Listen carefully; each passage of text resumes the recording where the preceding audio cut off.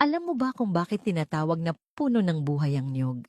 Sinasabing ito'y galing sa isang kabayanihang hindi dapat kalimutan. Sa isang tahimik at liblib na baybayin, naninirahan ang isang dalagang nagngangalang Amara. Hindi siya pangkaraniwan. Sabi ng matatanda, siya ay anak ng dagat. Maputit makinis ang balat, buhok na kumikislap na tila gintong hibla, at mga matang asul na wari humahalo sa kulay ng ahlon. Maraming humahanga sa kanyang kagandahan, ngunit isa lamang ang laman ng kanyang puso.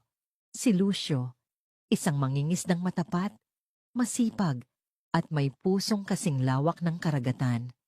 Gabi-gabi, magkasama silang nauupo sa dalampasigan, pinagmamasdan ang pagsayaw ng buwan sa ibabaw ng tubig, at nangangarap ng isang buhay na magkasama.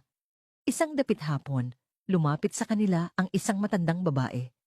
Baluktot ang katawan, puti ang buhok na tila ulap, at may matang tila tumatagos sa kaluluwa. Amara, anak ka ng dagat. Kapag pinili mong mahalin ang nilalang ng lupa, babawiin ka ng karagatan. Ngunit ngumiti lamang si Amara. Hindi niya kayang iwan si Lucio. Dumating ang ika-14 na gabi ng buwan. Biglang lumakas ang hangin. Nagngit-ngit ang mga alon. Kumulog at kumidlat ang langit. Sa gitna ng unos, nakita ni Lucio si Amara. Hinahampas ng ahlon, hinihila papalayo sa pampang. Amara, sigaw niya. Habang nilalamon ng dagat ang kanyang katawan, iniabot ni Amara ang isang kakaibang buto. Bilog, matigas, at kumikislap. Kahit sa dilim ng unos, Lucio, hanapin mo ako sa anyo nito. At sa isang iglap, nawala siya sa ilalim ng dagat. Kinabukasan, tahimik ang paligid. Tumigil ang bagyo, ngunit wala na si Amara. Hawak-hawak ni Lucio ang mahiwagang buto. Itinanim niya ito sa tabi ng dalampasigan, sa mismong lugar kung saan huli silang nagkasama. Lumipas ang mga buwan.